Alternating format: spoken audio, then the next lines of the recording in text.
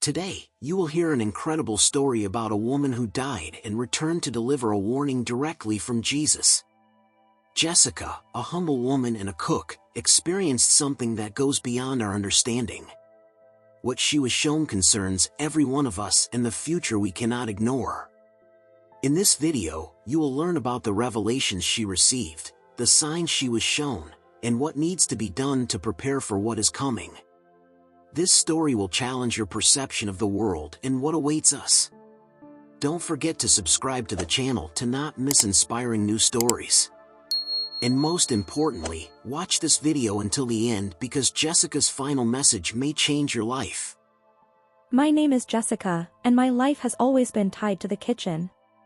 I love cooking, pouring a piece of my soul into every dish. It feels like the smell of fresh spices and the sizzle of oil in a pan is my way of showing love to the world. Every day was much like the last, until one evening, everything changed. It was an ordinary evening. I was preparing my family's favorite dish, lasagna. Soft music was playing in the background, and the sweet aroma of melting cheese filled the kitchen. Everything seemed calm, but suddenly, something inside me stirred, a strange premonition. My hand trembled, the knife slipped from my fingers, and I felt a strange burning sensation in my chest. The pain struck suddenly, like lightning. It twisted me, forcing me to double over. I tried to take a step, but my legs gave out, and I collapsed onto the cold tile floor. At that moment, panic overwhelmed me. I realized this could be the end. Tears welled up in my eyes as I desperately thought about how I hadn't said goodbye to my children or told my husband how much I loved him. But then everything became quiet. Unusually quiet. The pain disappeared. I tried to stand up, but to my horror, I realized I was looking at my own body lying lifeless on the floor. My heart had stopped. This wasn't a dream. It was something much greater. The panic faded into a strange peace, as if someone gently embraced me and whispered, "You are not alone. I am here." Strange things began to happen around me. The kitchen dimmed, the walls started to fade, and a light as bright as the noonday sun enveloped me. I no longer felt fear, only an indescribable pull toward the light that beckoned me, promising answers to all my questions. And so began my journey, something I will never forget. I was floating. The moment was both mesmerizing and terrifying. I looked down and saw my body sprawled on the kitchen floor. My hair fanned out around my head, and my face looked strangely peaceful yet lifeless. I realized that was me, but at the same time, it wasn't me anymore. It felt like looking at myself through a mirror, except the mirror hung somewhere between worlds. Everything around me was frozen. The clock on the wall, which had once marked the rhythm of my evenings, had stopped. The music, which had just been playing, was gone. I felt a strange lightness, as if I had shed all the heavy chains of this world. But instead of joy, I was overcome with unease. What is happening? Is this the end? Thoughts whirled in my head like a storm. I saw my husband walk into the kitchen. His eyes widened in horror as he saw me on the floor. He rushed to me, calling my name, but I couldn't answer. It was like a nightmare where you scream, but no one hears you. He grabbed his phone, calling for an ambulance, his voice trembling, his hands frantic. I wanted to touch him, to reassure him, to tell him everything was okay, but my hands passed through him like smoke. At that moment, I realized I no longer belonged to this world. Fear washed over me. I asked myself, is it really over? What comes next? Suddenly, as if someone had heard my thoughts, I felt a presence. It was warm and enveloping, like an invisible embrace that whispered, "You are not alone. Trust me." Then everything changed. The space around me began to shift. The kitchen, my home, everything started to dissolve, like paintings blurred by rain. I felt as if I was being lifted upward through an indescribably beautiful light. The light was bright but not blinding. It called to me, drew me in. I felt like I was returning home, though I couldn't explain where that home was. My emotions were conflicted. I was afraid, but at the same time, I felt an inexplicable peace. I was overcome with a sense that something important awaited me, something I had to see. I stopped resisting, let go of all fear, and allowed the light to carry me away. I found myself in a place that's hard to describe with words. It wasn't just light, it was life itself, love, and warm energy permeating everything around me. In this light, I didn't just feel alive, I felt whole, as if I had finally found what I'd always been searching for. The silence around me wasn't empty, it was filled with peace and wisdom. Suddenly, I saw him. A figure began to appear in the glow, first a vague silhouette, then clearer outlines. He stood before me, majestic yet radiating such kindness and humility that tears streamed down my face. I knew it was Jesus.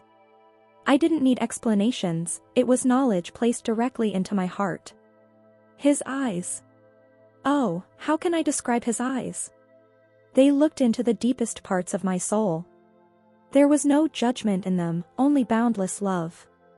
They saw everything, every mistake, every fear, every secret thought I was too ashamed to admit even to myself. Yet instead of rejecting me, his gaze said, "You are loved. You have always been loved." He extended his hand to me, and I felt a wave of warmth envelop me. It wasn't just a gesture, in his touch, there was strength, comfort, and infinite tenderness. He didn't speak aloud, but I could hear his voice within me, in my heart, "Jessica, you are here because I want to show you what you need to know." Suddenly, the space around us changed. I saw scenes unfolding before me. At first, they were familiar places, my town, my street, my family. But then everything grew darker. I saw a world consumed by chaos, wars, destruction, famine. People were running, searching for safety, but their faces were filled with despair. It seemed as though they were drowning in darkness, with no one to help them. Jesus turned to me and said, "The world stands on the brink of the end times. People have forgotten who I am. They live turned away from the light, choosing darkness instead. But there is still hope, Jessica. I am giving one last chance."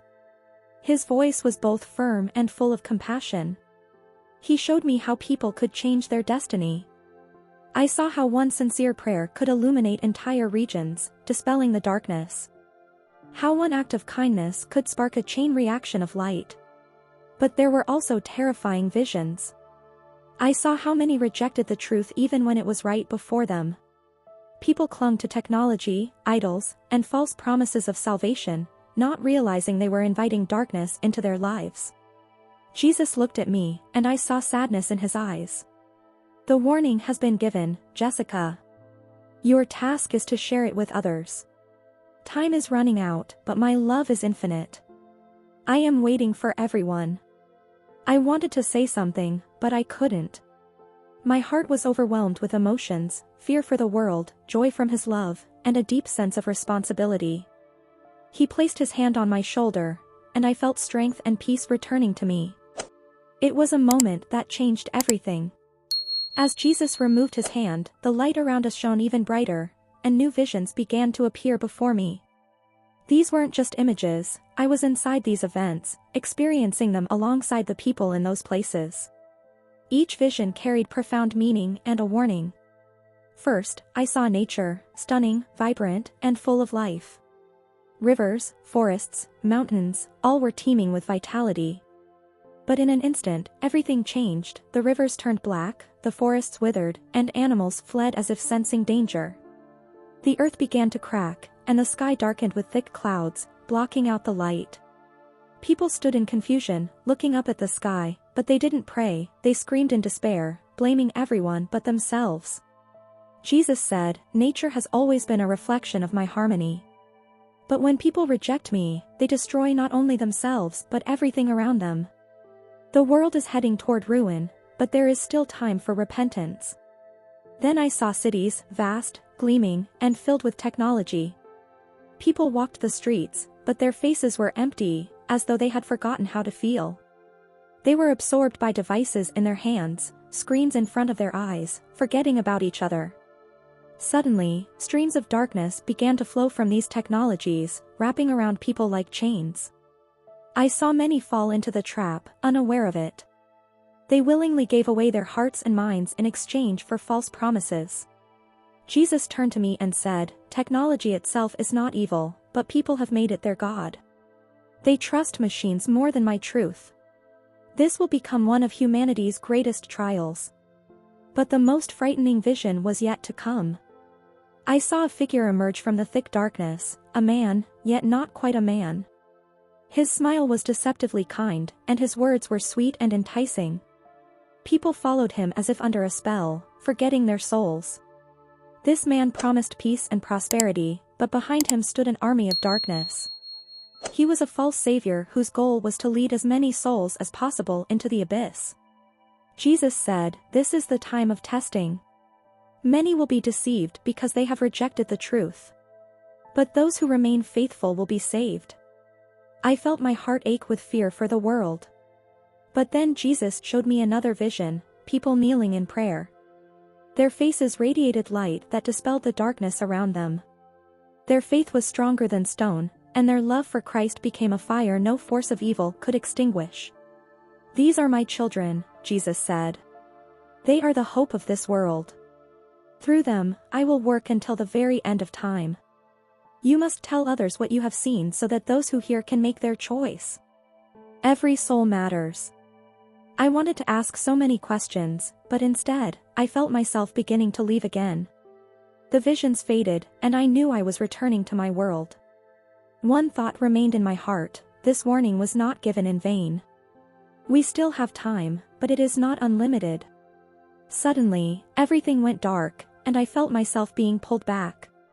When I opened my eyes, I realized I was back in my body. The doctor said I had been dead for several minutes, but for me, it felt like an eternity. Now my life is completely changed. I can no longer remain silent. This warning I share with everyone who is willing to listen. Jesus is giving us one last chance to accept him and live according to his truth. Our future depends on the choices we make. Jessica's story is not just a tale of a miracle, it is a reminder to all of us about the importance of choice and faith. What she was shown leaves no doubt: time is passing, and the decision is ours to make. If this story touched your heart or made you reflect, please support us by liking, subscribing to the channel, and clicking the bell to stay updated on more incredible stories. Your thoughts matter to us, so share what you think about this revelation in the comments below. Thank you for being with us, and see you in the next videos.